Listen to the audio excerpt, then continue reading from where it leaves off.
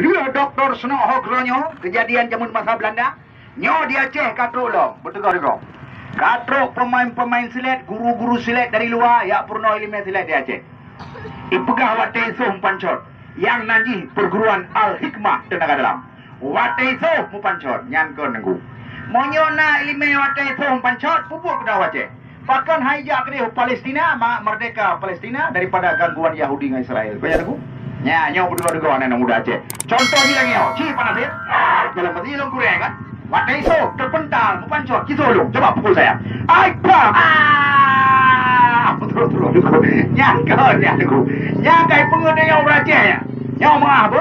Ci negara saudara-saudara, ilmu Al-Hikmah yang diajarkan oleh sidro YouTuber, sidro dukun paranormal yang berasal dari Palembang, Sumatera Selatan, yang bernama Fikri Juliansyah. Watai puno isu terpental.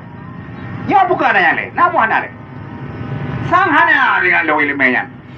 Cuman puji dengan murid lagi kan? Kenapa dia sama murid demikian? Nyan karena kong kali kong. Menurut pendapat pemain sulap pesulap merah dari Jakarta, yang gekun pilih sistem, gekun itu adalah namanya hipnotis, yaitu antara guru sama murid karena saling kepercayaan atau kong kali kong. Ya, jadi hana ilmu yang panconnya.